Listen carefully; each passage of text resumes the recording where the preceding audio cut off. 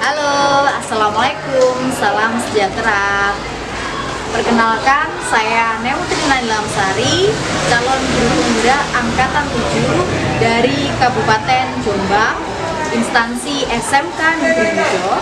Pada kesempatan kali ini, saya akan menyampaikan terkait dengan aksi nyata modul 1.4 penerapan budaya positif di SMK Negeri Mojo melalui pembuatan keyakinan kelas. Selain itu, saya juga akan menyampaikan proses diseminasi modul 1.4 budaya positif kepada warga sekolah di SMK Negeri Mojo. Mari kita saksikan videonya.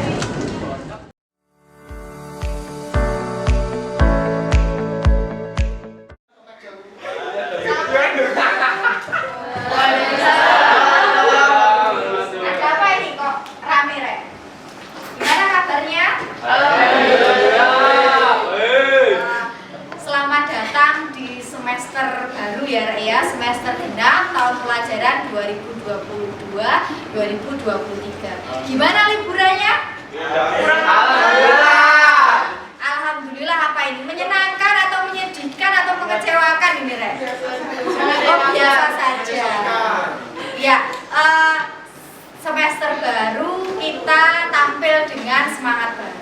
Kalau kemarin nilainya atau semangatnya masih kurang menggebu-gebu, nah kita tingkatkan lagi ya semangatnya di semester genap ini. Semoga nanti di semester genap ini kalian bisa mencapai yang kalian inginkan ya. Kompetensinya bisa kompeten semuanya, itu ya. Oke, untuk membuka semester baru ini, Bu Netrin pengen tahu kalian pasti memiliki satu impian ya. Nah, ini berkaitan dengan menciptakan kelas impian kalian. Kalian pasti setiap anak memiliki gambaran kelas impian kan ya? Nah, kelas impian atau kelas yang kalian idam-idamkan itu seperti apa kira-kira? Ada yang punya gambaran kelas impian? Kelas impian di semester genap misalnya. Kelas yang seperti apa? Ayo silahkan, ada yang mau angkat tangan? Anggi, kelas yang seperti apa Anggi? Kelas yang kompak. Oh, kelas yang kompak, bagus. Kompak, kerjasama itu ya. Ada lagi? Nazala coba. Kelas yang seperti apa? Kelas yang menjaga kebersihan. Kelas yang menjaga kebersihan, baik. Terus kelas yang seperti apa lagi? Ada yang mau berpendapat? Bagaimana dengan kedisiplinannya? Kelas yang bagaimana? Yang kalian impikan terkait dengan disiplinnya? Menjaga kebersihan. Menjaga kebersihan. Terus apa lagi? Datang tepat waktu. Apa lagi? Sama juga. Oh, iya, berangkat sekolah dan datang ke sekolah tepat waktu. Baik. Nah, itu adalah impian kalian ya, untuk menciptakan suatu kelas sehingga nanti kelas impian itu bisa membuat kalian nyaman dan juga aman dalam belajar. Nah, sekarang bagaimana sih cara menciptakan kelas yang kalian impikan itu tadi? Gimana caranya, Re? Supaya tercipta kelas impian. Dengan cara apa? Kira-kira. Ada yang mau berpendapat? Ya, siapa? Angkat tangan dong, jangan malu-malu, ini kelas 11 TKJ 1 kan ya? Ya. Apa? Coba cowok-cowoknya belum dengar tadi yang dari cowoknya. Dengan cara apa kira-kira untuk bisa menciptakan kelas yang disiplin, yang kompak tadi? Dengan membuat kesepakatan. Iya, benar, Nazala pintar. Jadi dengan membuat kesepakatan bersama. Jadi kalau biasanya kalian itu ada tata tertib, ada peraturan. Cuma ketika membuat peraturan, kalian itu tidak dilibatkan. Betul apa betul? Sehingga biasanya peraturan itu cenderung kalian langgar. Betul apa betul? Nah sekarang ya, supaya kalian merasa dilibatkan, pasti kalian sudah punya gambaran kelas impian dan juga punya satu keyakinan bagaimana cara untuk mewujudkan kelas impian tersebut. Nah caranya yaitu membuat kesepakatan kelas. Jadi kalian ungkapkan ya apa yang ada di dalam isi hati kalian supaya nanti kelas impian yang kita impi-impikan itu bisa terwujud. Itu ya. Nah ini Bu Natrin punya kertas ya. Nanti silahkan dituliskan hal-hal tentang yang akan kita buat kesepakatan kelas ya.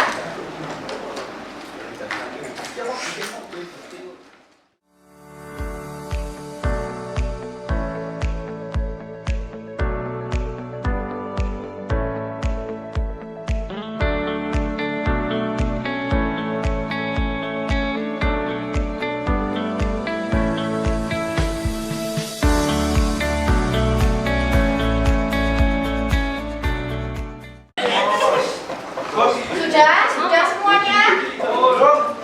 Nah, kalau sudah, silahkan kalian bisa menuliskan apa yang ingin kalian utarakan untuk menjadi kesepakatan kelas. Itu ya. Pulang tepat waktu boleh. Berarti pulang pagi. Pulang pagi jam berapa? Jam 4 pagi. Jam 1 pagi. Piket nggak usah disuruh, kesadaran sendiri. Nah, boleh. Kalian merasakan apa kira-kira unek-unek kalian yang ingin disampaikan menjadi kesepakatan bersama. Jadi nanti kesepakatan bersama ini harus dilaksanakan karena yang membuat kan kalian sendiri. Oke, bagi yang sudah silakan bisa satu persatu ditempelkan secara rapi di depan mata.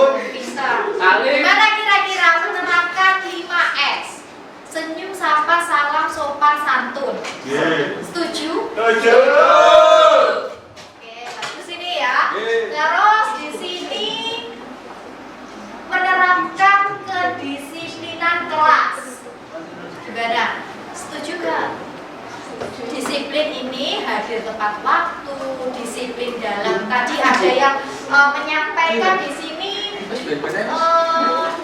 menyampaikan kalau misalnya piket, waktunya piket ya harus piket gitu. Nah ini termasuk juga disiplin dan tanggung jawab. Gimana? Menerapkan disiplin dan tanggung jawab. Setuju?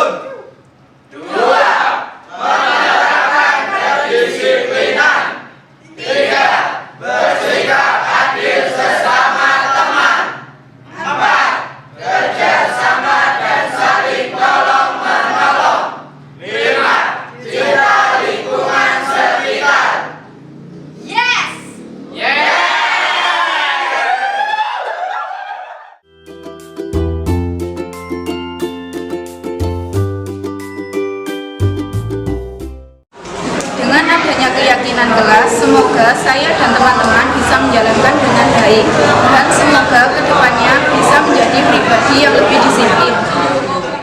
Dengan membuat keyakinan kelas, kami siswa jadi lebih bertanggung jawab dan terjalin kerjasama antar teman.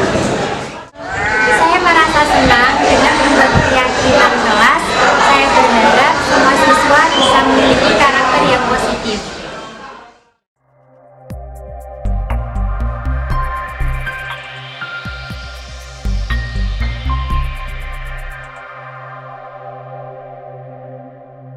Assalamualaikum warahmatullahi wabarakatuh. Yang terhormat Kepala SMK Negeri Budo, yang terhormat Wakil Kepala Sekolah, Koordinator PU dan Bendahara, yang terhormat Kepala Program Keahlian dan Guru BK, serta Bapak Ibu Guru, calon guru berat yang berbahagia. Puji syukur kehadirat Allah Subhanahu wa Ta'ala, karena atas berkat, rahmat serta hidayahnya kita dapat berkumpul pada siang hari ini untuk menghadiri diklat PNM dan sosialisasi budaya positif dalam keadaan sehat walafiat. Tak lupa salawat serta salam kita panjatkan pada junjungan kita Nabi Muhammad SAW yang telah menuntun kita dari kegelapan menuju jalan yang terang. Adapun susunan acara pada siang hari ini adalah sebagai berikut: pembukaan, sambutan dan pengarahan dari Kepala SMK Negeri Budo, sosialisasi platform Merdeka Belajar tahap 3, serta diseminasi tentang budaya positif dan penutup. Diseminasi tentang budaya positif yang akan disampaikan oleh Ibu Netrina Minansari SPD. Kepada Ibu Netrina kami persilakan. Assalamualaikum warahmatullahi wabarakatuh. Masih semangat Bapak Ibu? Mohon maaf sebelumnya ya, ini waktunya sudah sore, mungkin waktunya Bapak Ibu semuanya untuk istirahat di rumah ya. Apalagi menjelang weekend ini pasti pengennya buru-buru pulang ya. Mohon maaf dan terima kasih. Ya. Oke, yang terhormat Bapak Kepala Sekolah, Bapak Sulikan, terima kasih atas kesempatan yang telah diberikan kepada saya untuk bisa memberikan sedikit materi terkait dengan budaya positif di sekolah. Nah, saya ucapkan juga terima kasih kepada Bapak Ibu Guru yang telah hadir di sini untuk bisa saling sharing gitu nggih Bu nggih. Jadi pada kesempatan kali ini saya berdiri di depan bukan untuk menggurui atau lebih gimana gitu. Nah, cuma di sini saya ingin saling sharing saja. Saya yakin bahwa Bapak Ibu guru yang ada di hadapan saya ini pengalamannya jauh lebih banyak dan ilmunya juga jauh lebih banyak dibandingkan saya. Seperti itu. Nah, nanti kita saling diskusi saja, saling sharing terkait dengan materi budaya positif. Nah, kalau misalnya mendengar kata atau istilah budaya positif, kira-kira Bapak Ibu guru yang terlintas di pikirannya apa? Budaya positif, kebiasaan yang baik. Nah, benar sekali, bagus. Ya, jadi budaya positif itu merupakan pembiasaan yang baik. Nah, selama ini di SMK Budo sudah banyak sekali pembiasaan baik yang dilakukan oleh siswa. Tujuannya dari budaya positif ini adalah mengarah kepada pembentukan karakter siswa. Jadi poin utamanya adalah pembentukan karakter yang tentunya karakter positif gitu. Kita tahu bahwa banyak sekali sekarang indisiplin yang dilakukan siswa, masalah-masalah itu semakin lama semakin beragam. Nah, ini tugas berat kita sebagai seorang pendidik untuk bisa istilahnya mengarahkan ke siratal mustaqim, ke jalannya yang lurus lagi seperti itu ya Bapak Ibu. Nah, oke. Langsung saja. Nah, materi yang akan saya sampaikan yaitu konsep-konsep inti dari budaya positif. Yang pertama, perubahan paradigma, perubahan cara pandang kita. Disiplin positif, kemudian motivasi perilaku manusia, hukuman, konsekuensi, restitusi, ada kebutuhan dasar dari manusia, posisi kontrol kita sebagai guru, kemudian pembentukan keyakinan kelas dan segitiga restitusi. Mudah-mudahan nanti dengan padatnya konsep yang akan saya sampaikan nanti waktunya bisa lebih cepat ya Bapak Ibu karena semakin sore. Nah, yang pertama itu perubahan paradigma. Selama saya mengikuti pendidikan calon guru penggerak ini, cara pandang saya, cara pikir saya itu berubah Bapak Ibu ternyata. Nah, ini menurut KHD atau Bapak Pendidikan Indonesia kita ya, Ki Hajar Dewantara, itu beliau menyatakan atau punya pernyataan bahwa didiklah anak dengan cara yang sesuai dengan tuntutan alam dan zamannya sendiri. Jadi kita garis bawahi bahwa dalam mendidik anak kita sesuaikan dengan kodrat alam dan kodrat zaman. Kodrat alamnya, jadi cara kita mengajar di SMK Budo itu berbeda dengan cara kita mengajar di SMK Wonosalam.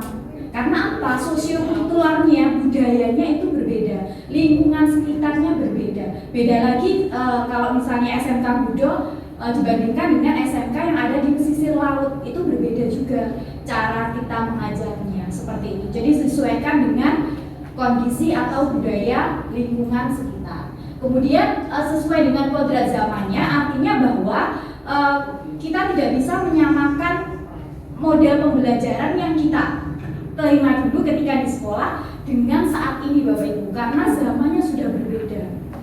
Ya, seperti kata Ali bin Abi Thalib ya, jadi didiklah anak sesuai dengan zamannya sendiri. Jangan dibandingkan dengan zaman kita. Perkembangan teknologi sekarang semakin lama semakin pesat. Jadi disesuaikan dengan perkembangan zaman. Tidak hanya muridnya saja yang ternyata menjadi pelajar ya, tetapi gurunya juga menjadi pelajar sepanjang hayat seperti itu Bapak Ibu. Tuntutannya seperti itu. Nah, kemudian selain itu Ki Hajar Dewantara juga menyampaikan bahwa ternyata pendidikan itu merupakan tempat tersemayanya segala benih-benih kebudayaan hidup dalam masyarakat. Jadi karena kita mendidik generasi untuk masa depan, jadi apa yang kita didik saat ini akan menjadi kebudayaan di masa depan. Sehingga dari Bapak Ibu guru nanti diharapkan bisa memberikan curahan tenaganya ya, supaya nanti anak-anak didik kita bisa menciptakan budaya atau masyarakat yang beradab ke depannya. Seperti itu harapannya. Oke, nah ini Bapak Ibu ada statement ya. Yang pertama, hukuman dapat mendisiplinkan siswa. Kira-kira setuju ya? Tidak setuju. Oke, nomor 2, pemberian hukuman dengan hal positif seperti membersihkan sekolah dapat mendisiplinkan mendisiplinkan anak. Misalnya siswa terlambat, masuk WC seperti itu. Kira-kira setuju nggak?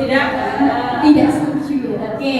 Nah, pernyataan yang ketiga, memberi penghargaan dapat meningkatkan motivasi anak. Setuju? Oke, kita nanti lihat jawabannya setelah mempelajari. Nah, sekarang ada permainan Bapak Ibu. Di depan Bapak Ibu sudah ada selembar kertas ya. Nah, silahkan ya. Memang saya siapkan untuk kita bermain sebentar. Ini bermain sebentar terkait dengan teori kontrol nanti. Nah, coba sekarang saya minta untuk Bapak Ibu guru menuliskan sesuatu yang menurut Bapak Ibu itu sangat berharga. Apa dalam kehidupan Bapak Ibu guru? Apa sih yang paling berharga di kehidupannya? Family boleh, kasih sayang boleh. Jadi selembar kertas atau itu silakan dituliskan sesuatu yang sangat berharga dari Bapak Ibu guru di kehidupannya Bapak Ibu guru. Yang menurut Bapak Ibu guru itu sangat berharga. Apa kira-kira? Bisa dituliskan. Ayo bugaluk. Tidak bugaluk. Jangan dituliskan cendol loh bugaluk. Sobat channel berharga. Satu aja, satu yang paling berharga. Iya. Sudah?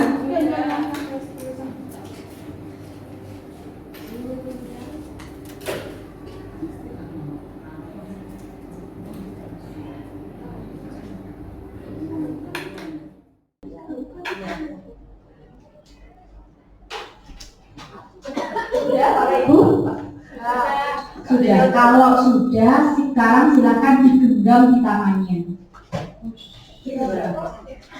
Oke ya, digenggam yang erat, Bapak Ibu. Ya, yang erat. Terus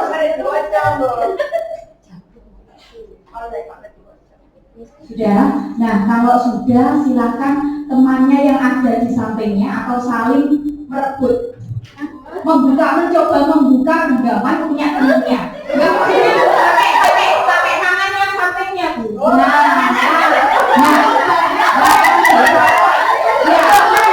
Direbut sesuatu yang berbeda sama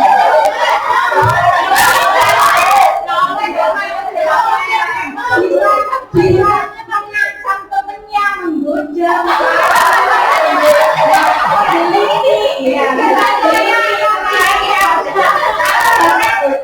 Bisa memberikan uang Bapak Ibu. Ya, coba dibuka.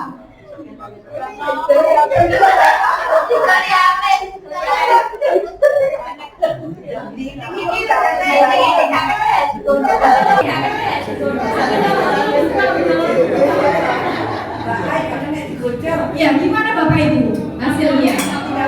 Nggak boleh, tetap nggak boleh ya? Masih di genggaman Bapak Ibu masing-masing. Kira-kira ada yang membuka genggamannya nggak? Nggak ada. Tetap dipegang Bapak Ibu semuanya. Oke, berarti Bapak Ibu memiliki apa ya? Jadi dari permainan ini Bapak Ibu ya, ternyata kita itu tidak bisa dikontrol oleh orang lain. Meskipun dengan temannya ada yang menarik ya loh, ada yang menarik, ada yang memiliki, ada yang menggoda ya, ada yang ngiming-ngimingi ya. Ternyata Bapak Ibu tetap memegang sesuatu yang sangat berharga gitu ya. Nah, itulah teori kontrol, bahwa ya kita sebenarnya dalam diri kita itu tidak bisa dikontrol oleh orang lain, kecuali kita sendiri yang mengizinkan orang lain mengontrol diri kita. Nah, paham nggak Bapak Ibu? Ya, jadi kita sendiri yang bisa mengontrol diri kita sebenarnya, bukan orang lain, bukan lingkungan luarnya seperti itu. Nah, dari teori kontrol itu muncullah ini, ada Dr. William Glasser ya, yang menyampaikan bahwa ilusi guru mengontrol murid. Nah, ternyata guru itu tidak bisa mengontrol murid. Seperti permainan tadi, bahwa ternyata hanya diri kita yang bisa mengontrol Jadi murid itu sebenarnya juga seperti itu Bapak Ibu. Jadi hanya murid itu sendiri yang punya kontrol terhadap dirinya sendiri. Nah, kemudian ilusi bahwa semua penguatan positif efektif dan bermanfaat. Nah, ini tadi apabila dihukum dengan memberikan sanksi yang positif, ternyata itu juga tidak efektif dan tidak bermanfaat bagi murid. Itu. Nah, ilusi bahwa kritik membuat orang merasa bersalah dan menguatkan karakternya, itu juga merupakan teori ya. Jadi kalau kita mengkritik seseorang, biasanya malah seseorang itu akan menjadi, oh saya gagal, oh saya salah, seperti itu. Nah, itu juga tidak efektif. Nah, yang terakhir ilusi bahwa orang dewasa memiliki hak untuk memaksa. Jadi seringkali kita sebagai guru, karena guru kan lebih dewasa dibandingkan siswa. Nah, terkadang kita memaksa, ayo rek, usia rek, ayo diresi, ayo piket, ayo, seperti itu. Nah, itu sebenarnya juga tidak efektif Bapak Ibu. Nah, kita tidak bisa memaksa kehendak kita kepada siswa seperti itu. Oke, lanjut. Nah, ini tadi perubahan paradigmanya, perubahan cara pandangnya dari yang tadinya stimulus respon ke teori kontrol. Nah, di dalam teori kontrol ya, jadi di dalam teori stimulus respon ya, di sini kita menganggap bahwa realitas atau kebutuhan kita itu sama. Jadi kebutuhannya Bu Rizka, kebutuhannya Bu Inun, kebutuhannya Bu Arum itu semuanya sama, dipandang sama. Nah, di dalam teori kontrol ya, kebutuhan itu cara pandangnya itu berbeda. Jadi memahami bahwa setiap orang memiliki kebutuhan yang berbeda-beda. Setiap orang juga memiliki gambaran yang berbeda-beda. Cara pandangnya pun juga berbeda. Nah, di dalam teori kontrol itu juga memiliki ini Bapak Ibu. Jadi semua perilaku yang ditunjukkan murid itu sebenarnya memiliki tujuan. Jadi memiliki tujuan. Jadi hanya itu tadi ya, di teori kontrol hanya Anda yang bisa mengontrol diri Anda sendiri. Ya, Anda tidak bisa mengontrol orang lain. Nah, di dalam teori kontrol itu diperlukan kolaborasi antara murid dan juga kolaborasi antara guru. Nah, model berpikirnya juga berbeda. Kalau di stimulus respon menang kalah ya, kalau di teori kontrol menang. Jadi tidak ada yang kalah, tidak ada yang menang. Di permainan tadi tidak ada yang kalah dan juga tidak ada yang menang. Semuanya menang seperti itu. Oke, lanjut ya. Nah, sehingga kita memerlukan yang namanya disiplin positif. Disiplin positif yaitu karena kita paham bahwa tadi kita tidak bisa mengontrol siswa ya. Karena kita tidak bisa mengontrol siswa, sehingga harus siswanya sendiri yang memiliki kesadaran di dalam dirinya untuk mengontrol dirinya sendiri. Sehingga diperlukan yang namanya disiplin positif. Nah, kira-kira Bapak Ibu, disiplin itu apa? Patuh. Patuh, iya ya. Biasanya patuh. Apalagi Bapak Ibu? Kalau mendengar kata disiplin, taat, ya taat. Atau dihubungkan dengan hukuman, peraturan, tata tertib. Nah, sebenarnya tidak ada kaitannya Bapak Ibu. Jadi disiplin itu sebenarnya disiplin diri. Jadi kesadaran. Bagaimana cara kita menumbuhkan motivasi intrinsik dalam diri kita, seperti itu disiplin positif. Ya, jadi tidak terpengaruh oleh lingkungan luar. Nah, seperti ini, kita datang tepat waktu ya. Kita dapat tepat waktu ketika mengajar. Kita tidak terpengaruh karena Pak Sulika setiap paginya keliling. Nah, itu tidak berpengaruh bagi kalau kita sudah memiliki motivasi intrinsik. Jadi kita memiliki di dalam diri kita sudah menanamkan keyakinan atau nilai-nilai bahwa kita sebagai guru harus tanggung jawab terhadap pekerjaannya. Jadi baik itu Pak Sulikan mau keliling, Pak Sulikan mau menegur, mau memarahi, mau menghukum, itu nggak jadi masalah. Karena kita yakin bahwa di dalam diri kita sudah muncul keyakinan, motivasi intrinsik untuk hadir tepat waktu karena kita bertanggung jawab kepada pekerjaan kita. seperti itu. Nah, itulah yang mau atau yang akan ditanamkan kepada anak-anak, sehingga Bapak Ibu guru tidak perlu capek-capek memarahi, memaki, menghukum dan lain sebagainya. Anak-anak kedepannya diminta untuk memiliki kesadarannya sendiri. Seperti itu Bapak Ibu. Iya. Tidak instan ya Bapak Ibu. Nah, ini tadi. Iya benar. Jadi memang prosesnya tidak instan dan juga butuh waktu yang lama ya. Satu lagi, perlunya kolaborasi dengan Bapak Ibu semuanya. Tidak bisa misalnya Bumun hanya menerapkan disiplin positif, tetapi guru yang lain tidak, tetap menghukum, tetap memberikan sanksi dan lain sebagainya. Itu tidak mungkin akan bisa berjalan. Sehingga di dalam pendidikan guru penggerak ini saya diminta untuk menyebarkan pemahaman terkait dengan disiplin positif atau budaya positif. Nah, tadi Bapak Ibu, jadi kalau siswa memiliki motivasi intrinsik, berarti dia sebenarnya punya nilai-nilai di dalam dirinya, ya, yang ingin mereka capai sebenarnya. Nah, di sini nilai-nilai itu atau keyakinan yang dimiliki siswa itu yang dinamakan nilai kebijakan universal, nilai kebajikan universal, nilai-nilai yang positif, nilai-nilai yang baik yang disepakati oleh semuanya, ya, disepakati bersama. Ini terlepas dari suku bangsa, agama, bahasa maupun latar belakang. Nah, di sini Bapak Ibu nilai-nilainya ini adalah contoh ya dari nilai-nilai kebajikan institusi organisasi pendidikan ya yang saya tampilkan 3 contoh ini. Ada nilai dari profil pelajar Pancasila, ada IDO Primary Years Program PYP, terus kemudian ada panduan hidup dan keterampilan hidup, lifelong guidelines and life skill ya, di mana masing-masing ini memiliki nilai-nilai yang dirumuskan atau disepakati bersama. Nah, kalau kita familiar dengan profil pelajar Pancasila. Nah, dimensinya ada beriman, bertakwa, terus kemudian berakhlak mulia, mandiri, bergotong royong, berkebinekaan global, bernalar kritis dan kreatif. Nah, itu.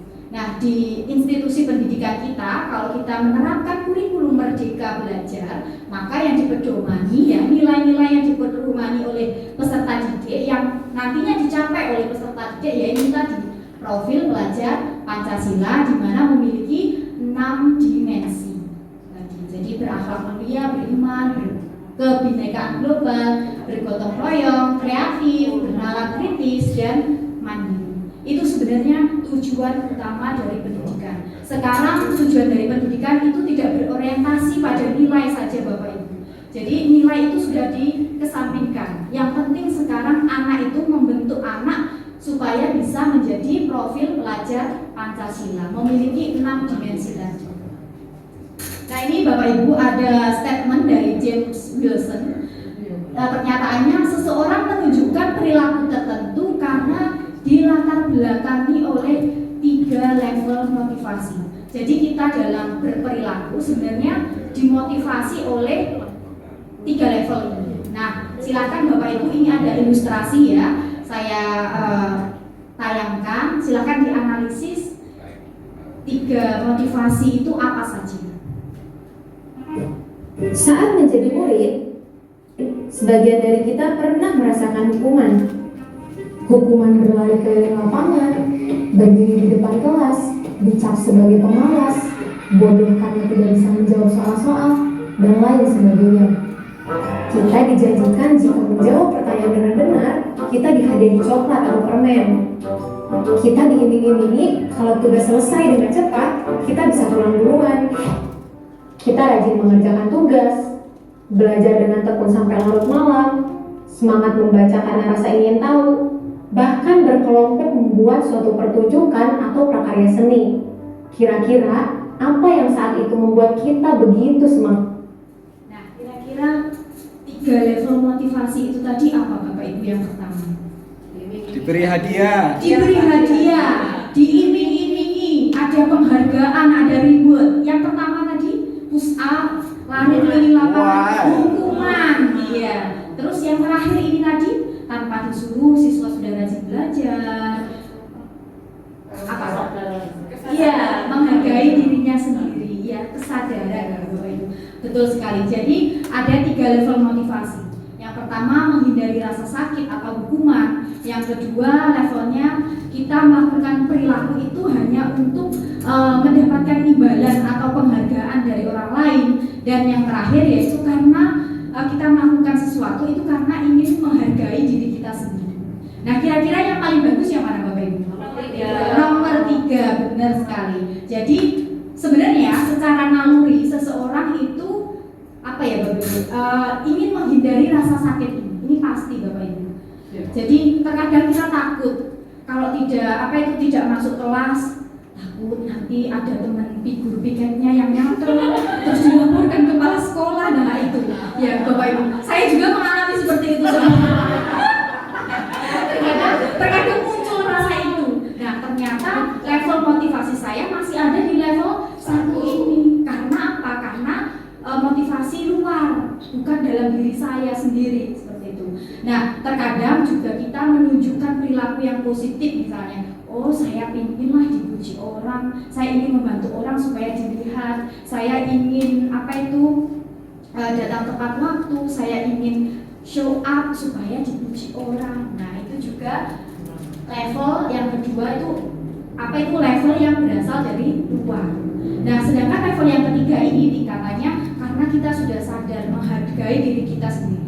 Nah di dalam diri kita sebenarnya sejak lahir itu sudah di dalam keluarga pasti memiliki nilai-nilai tadi Bapak Ibu. Nilai-nilai misalnya di dalam keluarga ditanamkan nilai kebersamaan, nilai gotong royong, nilai-nilai kejujuran. Nah itu yang level ketiga ini. Bagaimana kita menghargai, bisa mencapai nilai kejujuran itu, nilai-nilai kebersamaan dan lain sebagainya. Nah itu. Nah ini tadi. Jadi motivasinya level yang ke-1 dan 2 itu berasal dari luar. Yang ketiga berasal dari dalam diri kita sendiri. Nah nantinya pengennya peserta didik itu memiliki motivasi intrinsik ini. Gitu. Nah ini Bapak Ibu, ini kira-kira hukuman, konsekuensi sama restitusi itu sama nggak ya? Beda hukuman dengan konsekuensi apa? Konsekuensi tidak mesti hukumannya. Mari kita saksikan bareng-bareng nih Bapak Ibu. Ada ilustrasi juga ini.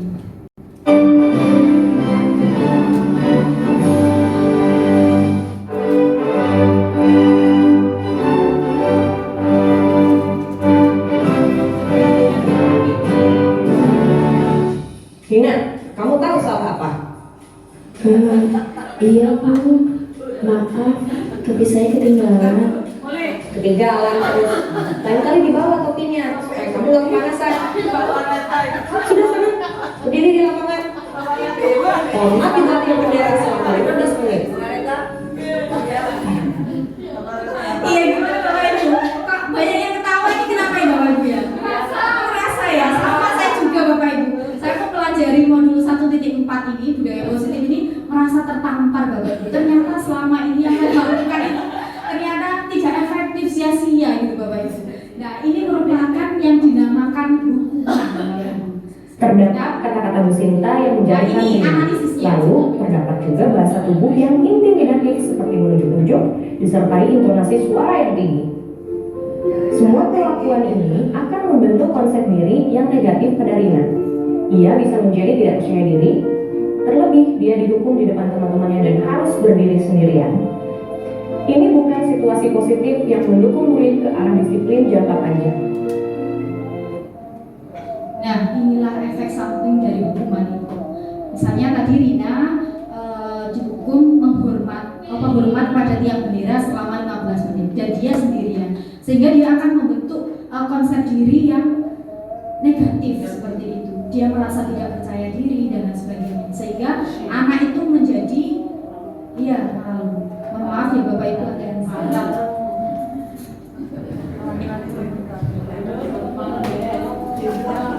Bapak Ibu lanjut ya.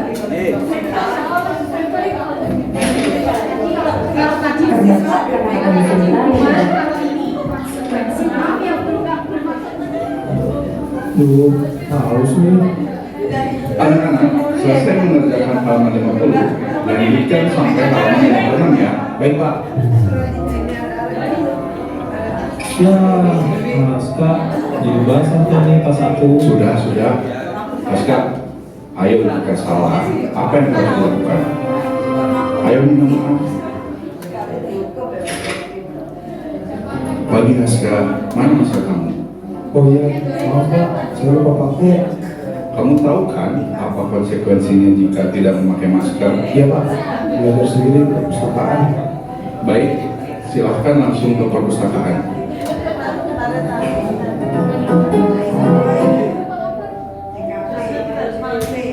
Nah, Bapak Ibu, dari dua ilustrasi tadi kita tahu yang pertama sudah jelas Rina mengajak yang itu merupakan satu bangunan. Nah, kalau yang merupakan konsekuensi.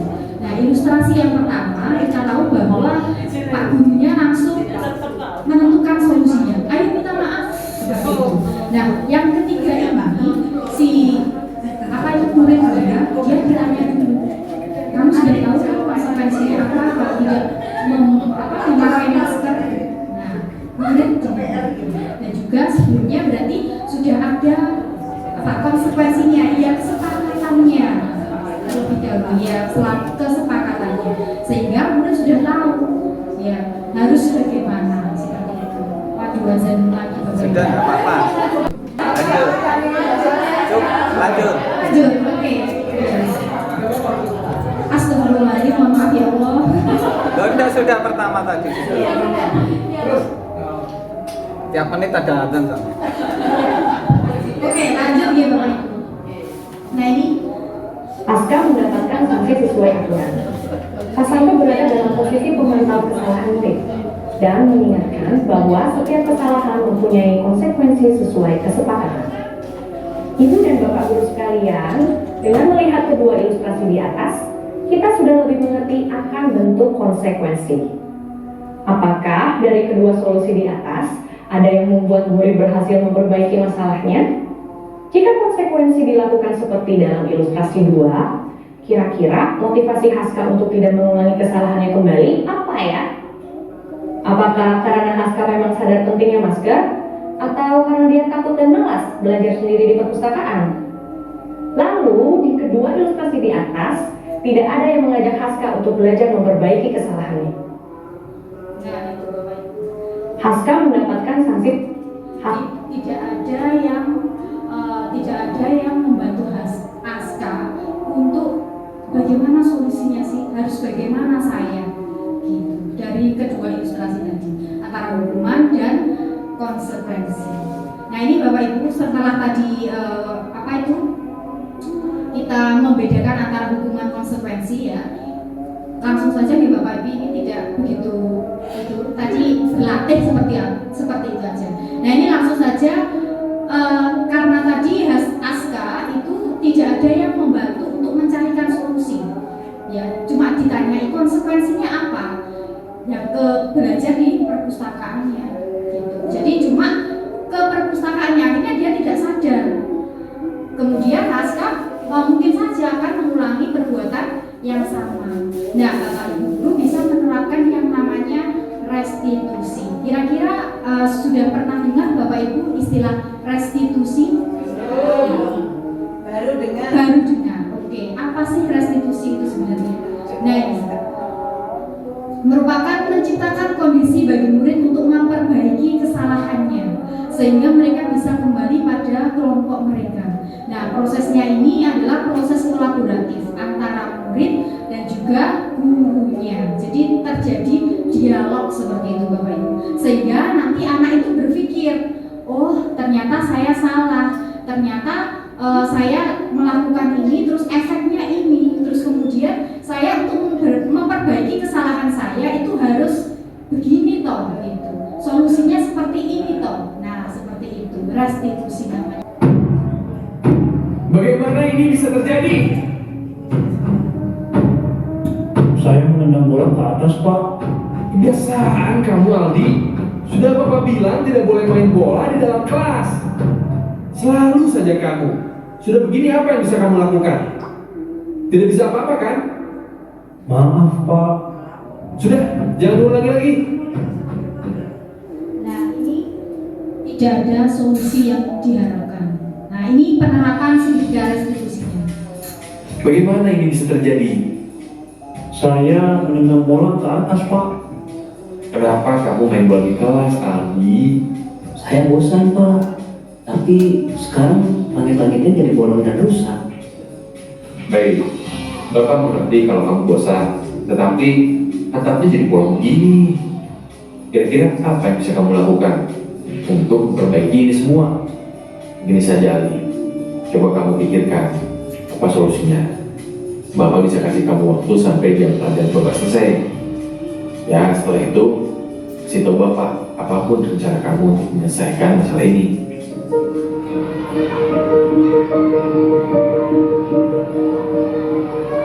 Maaf Pak, sepertinya saya harus menambah dengan menggunakan triplek. Tapi saya takut dengan ke orang tua Pak. Saya juga tidak punya uangnya dan tidak tahu caranya. Baik, terima kasih atas idenya Aldi.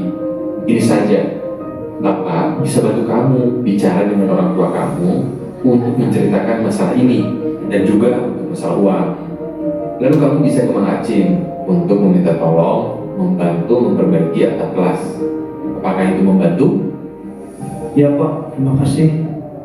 Nah, itulah Bapak Ibu arti atau penerapan dari restitusi, bahwa siswa itu diajak berpikir bagaimana kamu menyelesaikan masalah yang telah kamu buat. Bagaimana perilaku yang kamu buat itu merugikan seseorang. Nah, seperti itu. Jadi Bapak Ibu guru diminta untuk mengadakan dialog atau diskusi, membantu siswa mencarikan solusinya yang terbaik itu bagaimana. Seperti itu. Jadi solusinya itu muncul dari siswanya sendiri, bukan dari Bapak Ibu. Itu restitusi. Nah, ini yang paling positif ya, akan membentuk diri anak ke disiplin positif, yaitu yang restitusi tadi Bapak Ibu. Untuk yang hukuman konsekuensi itu tidak efektif. Nah, ini Bapak Ibu ada kebutuhan dasar manusia. Setiap orang pasti memiliki kebutuhan dasar. Kira-kira apa saja kebutuhan dasarnya? Nah, ini ada guru bahasa Inggris di sini. Ada ya, kita ya. Oke. Yang pertama, kebutuhan yang paling mendasar yaitu survival. Apa kira-kira survival? Bertahan hidup. Iya, bertahan hidup. Bagaimana anak itu mau belajar dengan tenang kalau misalnya perutnya masih keroncongan, dia nggak bisa sarapan di rumah? Bagaimana anak itu bisa belajar dengan tenang sedangkan ibunya menderita sakit di rumah dan tidak bisa berobat? Bagaimana anak itu bisa belajar dengan tenang kalau misalnya dia rumahnya sedang kebanjiran? Nah, seperti itu Bapak Ibu. Jadi kita harus memikirkan ternyata apa itu anak-anak berperilaku itu memiliki tujuan, ya, memiliki alasan. Alasannya apa? Ya karena kebutuhan ini tadi. Yang paling utama adalah survival ini, bertahan hidup. Anak-anak mencuri. Nah, untuk ternyata untuk apa itu? Dia apa ya? Untuk mengobati ibunya barangkali seperti itu. Tapi ini tidak dibenarkan. Nah, itu alasannya itu karena ya pemenuhan kebutuhan dasar anak itu tersebut. Nah, yang kedua, belonging. Tandanya atau simbolnya waru Bapak Ibu. Kira-kira apa? Bahasa Indonesia. Kasih sayang atau rasa diterima. Jadi terkadang kita menemui bahwa anak itu kayak caper gitu, cari perhatian di kelas. Ada nggak Bapak Ibu? Ada, iya, caper ya Bapak Ibu. Nah, ternyata dia itu di rumah kurang kasih sayang. Nah, dia cari perhatiannya di sekolah, ingin diperhatikan gurunya. Pakai lipstik, ingin kelihatan cantik, ingin dipuji gurunya, dipuji oleh temannya. Nah, seperti itu. Ya, ingin apa itu bajunya baru, kok sama guru aku tidak disapa ya, wis tak rame ae nek ngomong, biar diperhatikan gitu. Nah, sebenarnya mereka itu ingin kebutuhan kasih sayangnya, rasa diterimanya itu ingin dipenuhi. Nah, kemudian kebutuhan fun atau kesenangan. Jadi kadang kan ada bapak ibu guru yang meninggalkan kelas gitu. Jadi ada beberapa alasan, terus kemudian meninggalkan kelas sehingga kelasnya itu diberikan tugas. Namanya anak-anak pasti dia ingin bosen gitu di dalam kelas, sehingga dia keluar main sepak bola di lapangan. Nah akhirnya sepak bola di lapangan terus kaca TB, jurusan TB pecah. Nah ternyata apa, ditelusuri ternyata jam gurunya kosong. Karena apa ya, dia ingin memenuhi kebutuhan kesenangannya itu Bapak Ibu. Sehingga ini semua perilaku itu karena siswa ingin memenuhi kebutuhan dasarnya. Ada lagi freedom, kebebasan. Jadi anak itu ingin bebas berpendapat, bebas berekspresi seperti itu di dalam kelas. Terus yang terakhir power, penguasaan. Semuanya, jadi ini biasanya untuk karakter-karakter yang ingin menjadi pemimpin ya, dia ingin menunjukkan bahwa aku bisa. Misalnya presentasi dia ingin tampil lebih dulu, jadi pemimpinnya seperti itu, ingin diakui oleh temannya bahwa dia bisa. Nah itu ingin memenuhi kebutuhan penguasaannya. Kamu tidak boleh main di luar ya, karena kamu coret-coret sembarangan di tembok. Tadi pagi aku terlambat 20 menit, maka aku harus tunggu 20 menit lagi untuk pulang. Maaf ya, ini aku ganti kertas yang baru.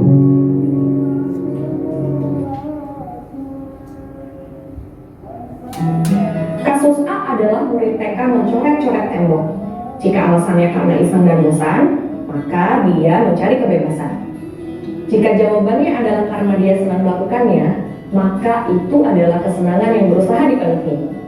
Kasus B adalah murid SMP yang datang terlambat 20 menit. Jika alasannya adalah karena ia harus membantu ibunya, maka ia sedang memenuhi kebutuhan hidup.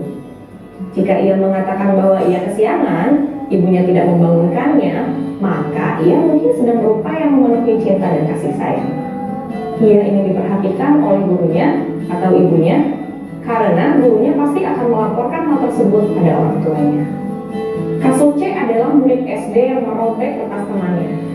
Jika alasan sang murid adalah karena kesal pada temannya dan ingin temannya menuruti keinginannya, maka ia sedang memenuhi kebutuhan penguasaan.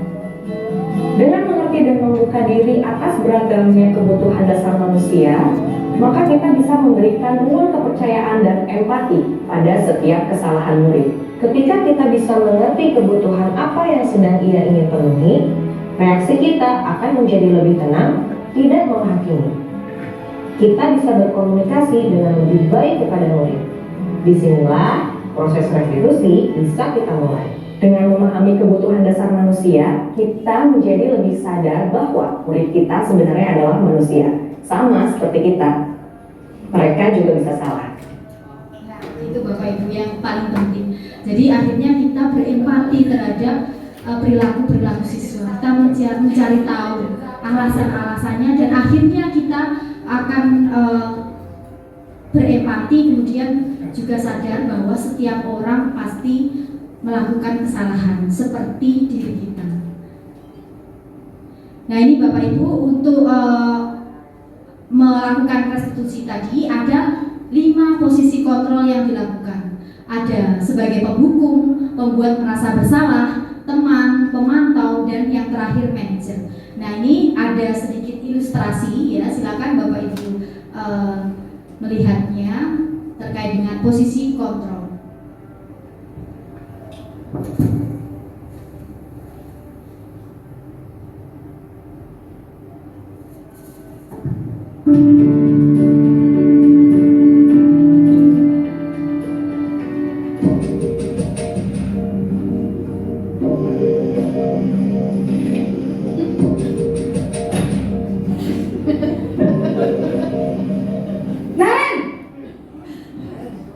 Sini kamu. Selalu terlambat. Kamu deh, pasti terlambat. Maaf Bu, saya... Apa? Apa coba? Alasan kamu apa lagi? Kapan sih kamu tidak terlambat? Malas sekali ya kamu jadi anak. Saya Dasar pemalas. Gak kapok-kapok sih kamu. Sudah berapa kali terlambat? Sana, kamu keliling lapangan basket 2 kali. Kenapa saya harus keliling lapangan basket, Bu? Kenapa? Kamu melawan ibu. Berani-beraninya jawab. Sudah terlambat, masih berani jawab pula. Sekarang, keliling lapangan basket 5 kali sekalian. Bias kapok. Cepat. Pergi sana ke lapangan basket. Posisi penghukum biasanya berbicara dengan nada tinggi, menghardik, menunjuk-nunjuk, menyakiti, dan menyindir. Hukuman bisa berupa fisik maupun psikis. Ibu dan bapak guru hebat. Dampak yang terjadi pada murid ketika guru berada pada posisi penghukum adalah murid cenderung akan memberontak, bahkan menyimpan dendam.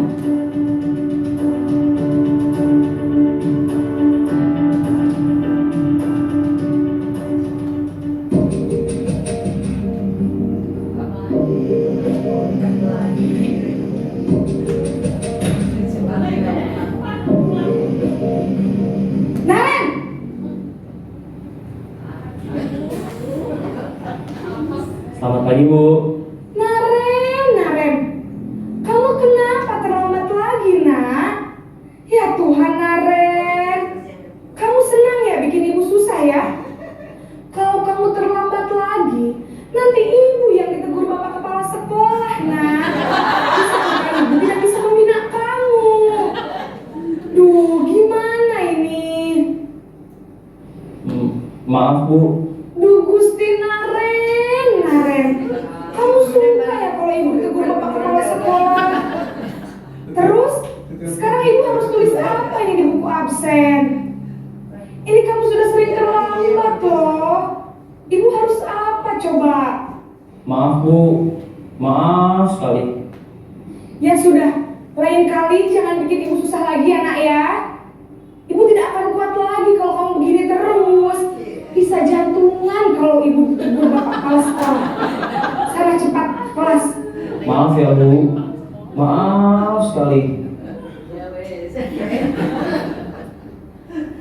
Posisi pembuat rasa bersalah berbicara dengan nada tenang, cenderung lembut. Namun kata-kata yang diutarakan membuat murid merasa menjadi orang yang gagal, memandang buruk dirinya sendiri, merasa tidak berharga, dan tidak sanggup membahagiakan orang lain. Ketika guru mengambil posisi pembuat rasa bersalah, murid akan menganggap dirinya yang bersalah dan ia akan menyimpan emosi negatif tersebut di dalam dirinya.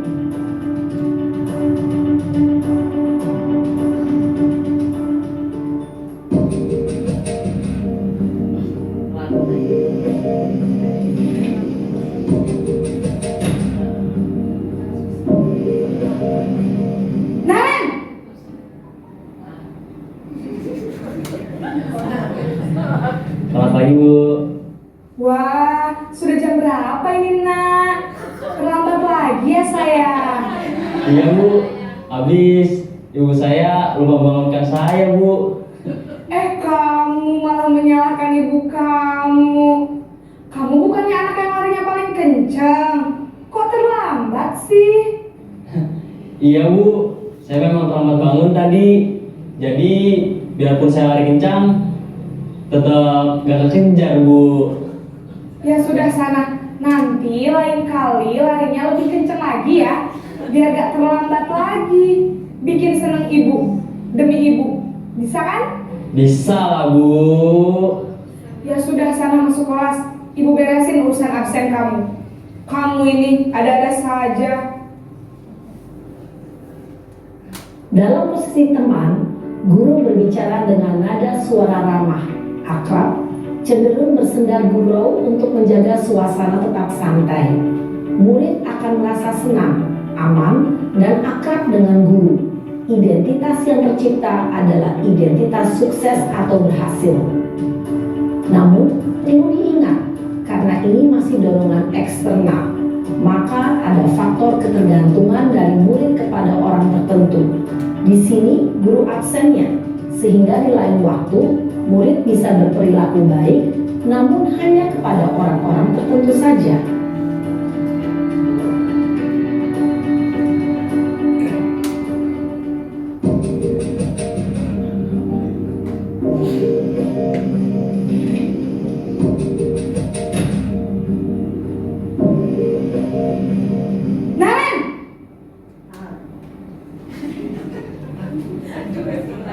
Selamat pagi, Bu. Naren, apa peraturan sekolah kita tentang jam berapa kita harus masuk sekolah, Nak? Kita harus di sekolah jam 7, Bu. Iya, betul. Sekarang sudah jam 7.20. Naren sudah tahu konsekuensinya jika terlambat hadir. Paham, Bu. Saya harus tinggal kelas pas jam istirahat selama 20 menit. Iya, benar. Konsekuensinya demikian. Jadi nanti jam 9.30 pas istirahat, kamu harus tinggal di kelas, kerjakan tugas tambahan untuk ketertinggalan kamu, ya? Baik, Bu. Posisi pemantau mengandalkan penghitungan atau data untuk mengontrol murid. Guru mengarahkan murid berdasarkan peraturan dan konsekuensi. Seorang pemantau menunjukkan bahasa tubuh dan ekspresi wajah yang datar dan cenderung formal.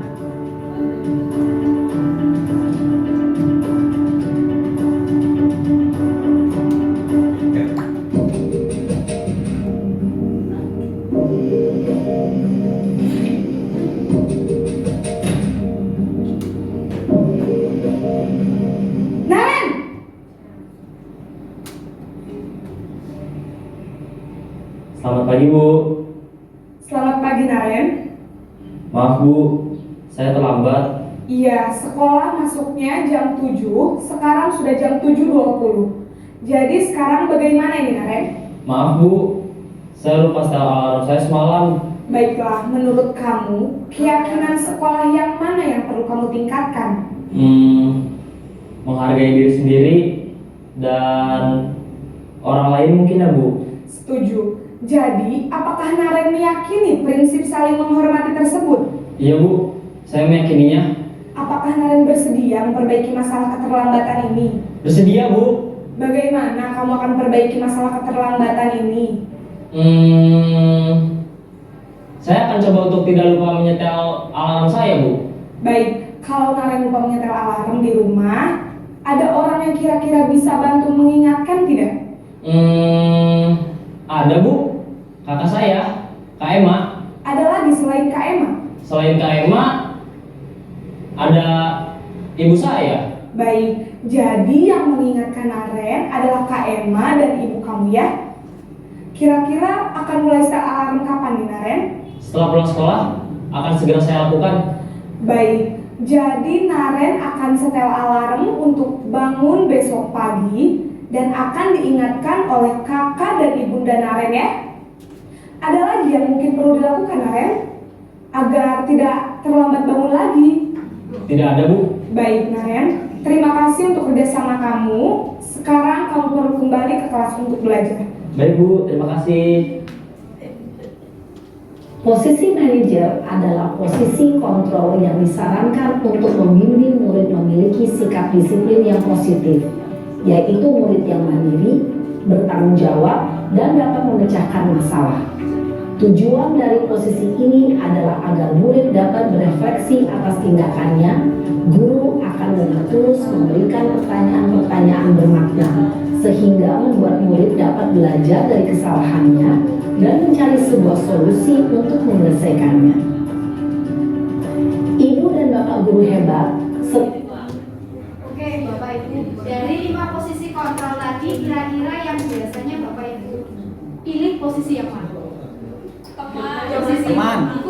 Oh iya, teman ya, ya. BTS.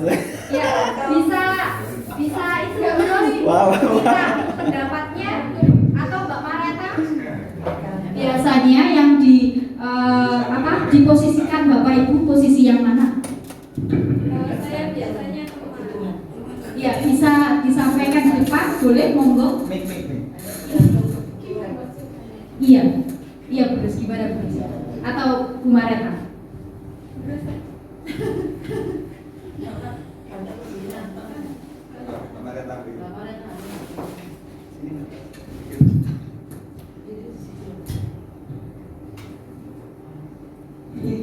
Assalamualaikum warahmatullahi wabarakatuh. Waalaikumsalam warahmatullahi wabarakatuh. Pertanyaannya tadi yang dari Bu Netrin adalah dari kelima perlakuan untuk siswa dengan kasus terlambat tadi, yang biasa saya lakukan biasanya adalah yang kelima. Yang ketiga. Posisi sebagai teman gitu. Posisi sebagai teman. Tapi kalau pada beberapa kasus yang anak-anak yang terlambatnya terlalu sering, itu ini saya jujur. Mungkin nanti bisa sharing dengan Bapak Ibu guru. Biasanya itu saya memberikan sanksi membersihkan ruang guru, menyapu gitu ruang BK, atau siram-siram tanaman. Ya gitu. Mungkin setelah ini yang kita sharing-sharing ya Bapak Ibu.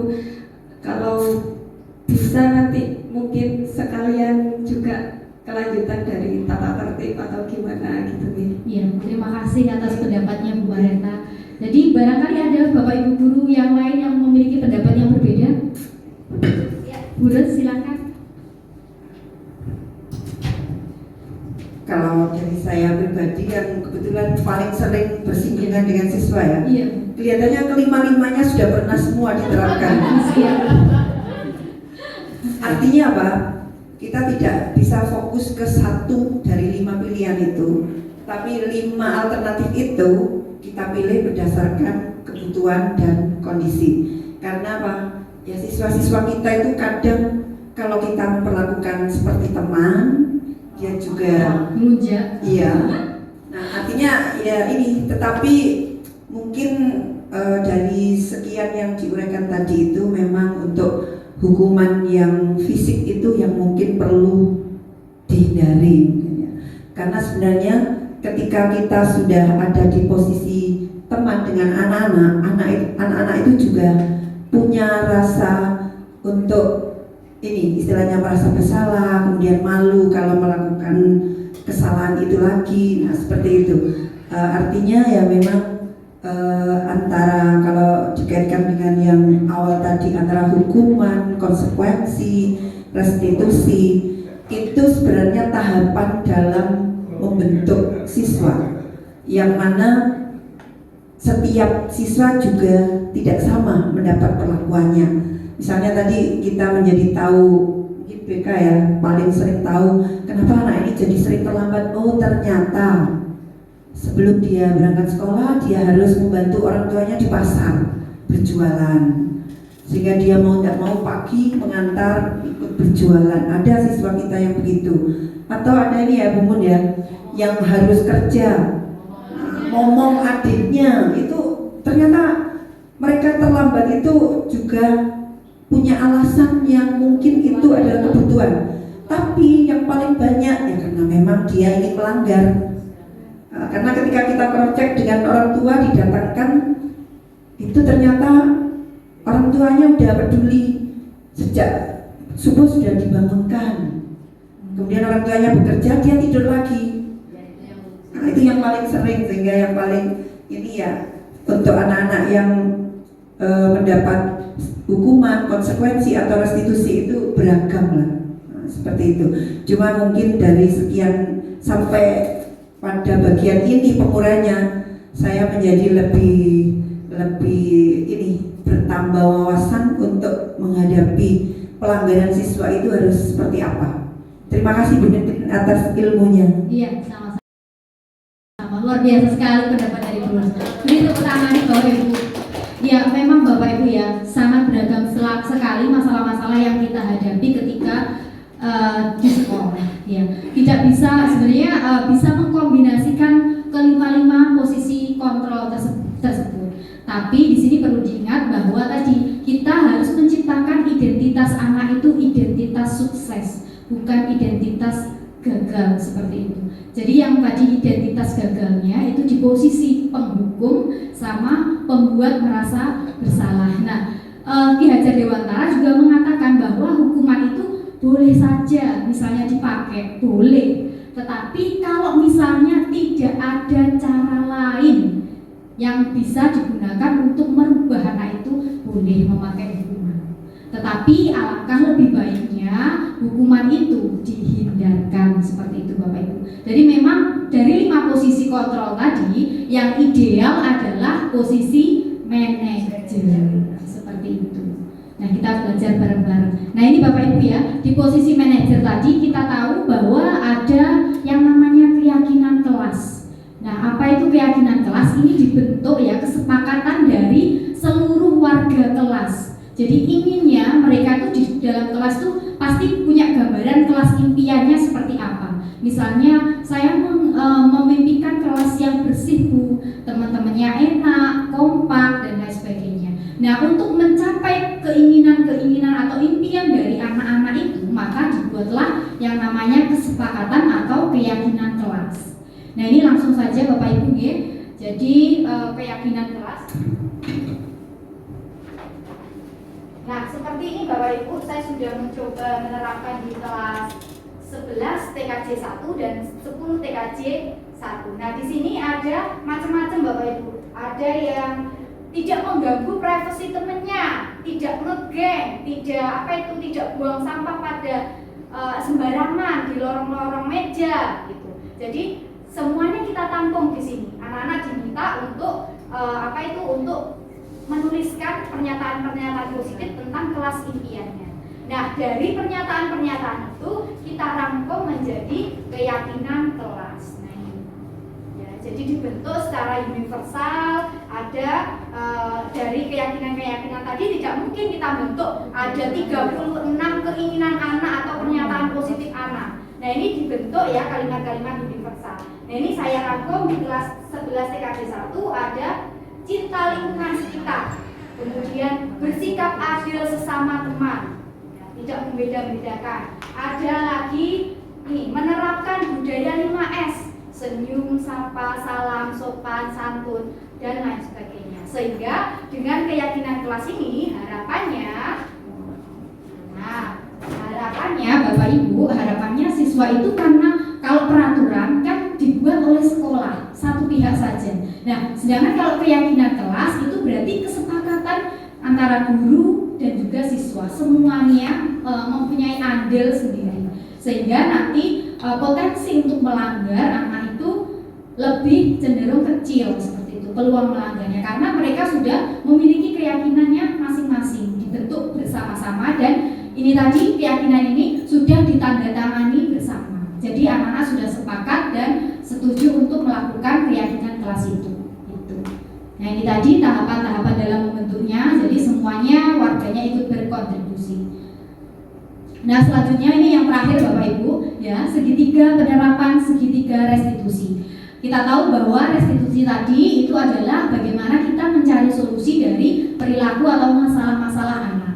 Nah, penerapan dari segitiga restitusi yaitu tahapannya. Yang pertama ada menstabilkan identitas, kemudian memvalidasi tindakan yang salah, dan yang terakhir yaitu menanyakan keyakinan. Jadi kalau misalnya tadi kita sudah membentuk keyakinan kelas, sehingga kita kalau ada perilaku yang menyimpang, kita tanya lagi, keyakinan kelas apa yang sudah kamu langgar? Padahal kamu kemarin sudah sepakat dengan keyakinan itu.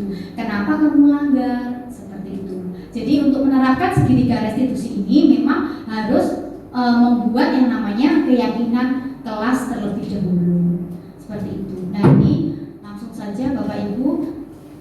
Nah, untuk menstabilkan identitas, artinya terkadang siswa itu dalam melakukan perilaku yang salah, sebenarnya mereka sudah merasa bersalah Bapak Ibu. Tidak perlu Bapak Ibu menyalahkan mereka, sebenarnya mereka itu sudah merasa bersalah. Nah, untuk menstabilkan identitas dalam penerapan segitiga restitusi ini, kita melakukan dialog dengan anak, berdiskusi dengan anak. Kita stabilkan dulu identitasnya. Yang awalnya identitasnya gagal, Kemudian kita bangun identitasnya berhasil terlebih dahulu. Kalau misalnya mereka masih berada di identitas gagal, misalnya merasa kecewa, marah atau apa gitu. Nah, mereka meskipun kita mau ngasih saran atau solusi apapun tidak akan mempan Bapak Ibu, ternyata tidak akan efektif. Sehingga kita bangun identitasnya menjadi ke identitas berhasil terlebih dahulu atau identitas sukses. Nah, caranya bagaimana? Nah, ini berbuat salah itu tidak apa-apa, tidak ada manusia yang sempurna. Bapak Ibu guru juga pernah kok berbuat salah. Kenapa sih kamu kok berbuat seperti itu? Gitu. Bapak Ibu guru juga tidak tertarik kepada kesalahanmu, tapi bagaimana cara mencari solusi atas masalah yang dilakukan. Kita sudah berusaha yang terbaik, yang bisa terbaik yang kita bisa coba. Terus tidak apa-apa, namanya juga belajar. Nanti kita perbaiki bersama-sama. Dan ini bukan kamu saja yang tidak berhasil pada pembelajaran ini. Nah, itu dialog-dialog yang bisa membangun karakter siswa menuju ke identitas yang berhasil, sehingga murid terlibat untuk memperbaiki keadaannya. Ibu. Nah, yang kedua yaitu menanyakan keyakinan. Yang kedua tadi memvalidasi tindakan yang salah. Yang kedua tadi memvalidasi tindakan yang salah. Jadi pada tahap memvalidasi tindakan yang salah ini Bapak Ibu, kita menanyakan kenapa sih kok kamu, alasannya kenapa kok kamu berkelahi tadi. Oh itu loh Bu, itu kayak gini, saya nggak mau mulai dulu Bu, dia yang memulai duluan, seperti itu. Pasti ada alasannya anak itu berbuat salah. Nah, kita validasi bahwa memang tindakan berkelahi itu tidak baik Nak, dan lain sebagainya. Itu validasi tindakan yang salah. Kemudian tahap yang terakhir yaitu menanyakan keyakinan kelas atau sekolahnya. Nah, ketika kamu melakukan perbuatan ini, kira-kira keyakinan kelas yang kamu langgar itu yang mana? Sesuai dengan kesepakatan kemarin enggak? Terus kita mencarikan solusi atas perilaku yang dilakukan anak itu. Gitu Bapak Ibu. Nah, itulah penerapan segitiga restitusi. Baik Bapak Ibu, materi kita cukup sampai di sini ya Bapak Ibu. Sebelumnya saya mengucapkan terima kasih atas perhatian dan juga waktu yang telah diberikan kepada Bapak Ibu, dan mohon maaf saya mengganggu waktu Bapak Ibu untuk beristirahat. Sampai jam berapa ini Bu? Jam 4 Bapak Ibu. Terima kasih luar biasa. Tepuk tangan untuk kita semua Bapak Ibu. Mudah-mudahan apa yang tadi sedikit yang saya sampaikan bisa bermanfaat bagi kita semua.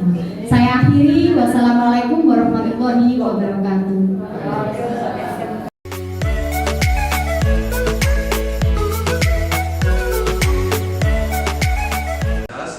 Januari tahun 2023 Nentina ini telah memberikan suatu pengimbasan materi ke Bapak Ibu.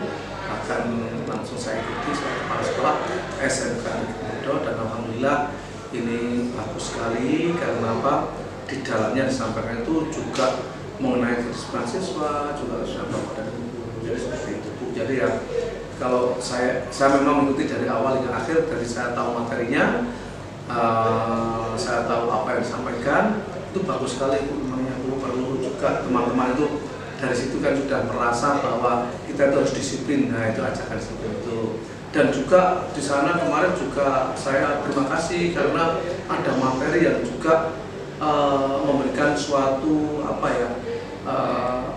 ke siswa apabila ada kesalahan itu ada berbagai macam variasi. Nah, mungkin kalau seperti ini tidak pas, ini tidak pas, terus akhirnya diajak yang seperti itu untuk kita tuh tidak menghukum, nah, memberikan suatu pembinaan, ajak siswa supaya berubah dari yang tingkah laku yang tidak pas, kata pas, menjadi yang baik dengan kesadaran dan juga mau melaksanakan itu. Tidak ada unsur pasar tapi anak mau gitu. Kemarin seperti itu bagus sekali Bu. Jadi yang tidak harus menghukum, tidak harus itu, jadi saya itu bagus sekali materinya itu. Dari itu berapa modul Bu yang disampaikan itu? Satu modul ya, isinya itu sudah mencakup tentang pendisiplinan dan itu walaupun arahnya pada siswa, namun juga mengenai semua itu. Saya kira jadi yang mengenai saya kepala sekolah, Bu Tretrin juga, staf juga, Bapak Guru yang lain juga, karena diikuti banyak teman yang mewakili itu saya kira. Jadi alhamdulillah panjenengan sudah mengimbaskan seperti itu dan hasilnya harapannya juga luar biasa bagus. Itu harapan dari kita. Dari kita itu memberikan pelajaran pada anak, memberikan keilmuan, karakter juga ada di sana itu. Yang namanya orang kalau misalnya ada salah kita tidak memvonis yang keras dan itu sehingga kita bisa mengajar, jadi anak-anak itu jadi dengan sadar untuk merubah sikap. Itu Bu ya. Terima kasih Bapak atas masukan materi yang diberikan. Materi tentang budaya positif yang diuraikan oleh Ibu Netrin kemarin sangat memberikan wawasan yang lebih luas terkait dengan tindakan kepada siswa untuk menumbuhkan budaya positif di anak-anak itu memang membutuhkan proses.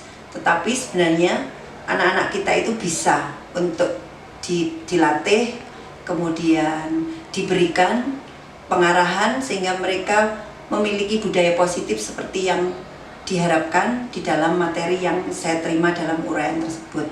Sehingga ketika menerima itu saya jadi lebih tahu bahwa sebenarnya menumbuhkan budaya positif itu tidak harus dengan ancaman, tidak harus dengan sanksi, apalagi sanksi fisik, tapi lebih kepada pendekatan secara baik kepada siswa sehingga mereka punya rasa kepada gurunya itu punya rasa sungkan, kemudian menghormati, tetapi semua itu tumbuh dari kesadaran diri karena mereka mendapat perlakuan yang lebih baik. Ketika salah tidak dianggap menjadi orang yang sangat bersalah, tetapi dia diberitahu dengan baik kesalahannya ini, sehingga dia menyadari benar kesalahannya, sehingga harapan itu bisa membuat siswa untuk tidak melakukan lagi kesalahan tersebut dengan sadar diri sebagai tanggung jawabnya, bahwa untuk menjadi siswa itu memiliki tanggung jawab disiplin, kemudian sopan santun kepada guru maupun ketika mereka berada di lingkungan sekolah. Sehingga tata tertib mungkin yang ada di sekolah ini juga perlu dibicarakan dulu dengan siswa agar siswa itu juga memiliki pendapat tentang bagaimana ketika dia melakukan kesalahan harus ditindaklanjuti, sehingga semacam sanksi atau hukuman itu tidak semata-mata lahir dari guru, tetapi siswa juga ikut berpikir sehingga akhirnya mereka bertanggung jawab itu karena memang dia sudah memiliki komitmen, yang mana komitmen itu dibangun untuk dia terima. Kalau dia mengingkari, dia akan mendapatkan konsekuensi, tetapi konsekuensi itu sifatnya tidak menghukum, tidak membuat mereka rendah diri, tidak membuat mereka juga itu berpikir negatif terhadap tindakan Bapak Ibu guru, tetapi lebih kepada mereka itu merasa, oh ya, saya memiliki kesalahan sehingga saya harus memperbaiki dengan kesadaran dan tidak punya rasa dendam ataupun marah kepada guru yang mengingatkan. Mungkin itu yang bisa saya pahami ketika saya menerima materi itu, penjelasan dari Ibu Netrin, dan sangat bermanfaat untuk saya sebagai kesiswaan yang sering berhadapan dengan siswa ketika harus ada pelanggaran-pelanggaran di dalam proses belajar mengajar di sekolah. Assalamualaikum warahmatullahi wabarakatuh. Saya rekan dari Bu Netrin yang telah melakukan diseminasi tentang budaya positif. Berterima kasih tentang kegiatan tersebut. Harapan dari saya semoga langkah awal yang telah dilakukan oleh Bu Netrin tersebut berimbas kepada semua rekan-rekan kerja di satuan pendidikan kami. Sebagai guru penggerak, Bu Netrin telah memberikan inspirasi bagi seluruh tenaga pendidik di SMKN Gudo. Semangat dan semoga SMKN Gudo mendapat manfaat dari program diseminasi kemarin.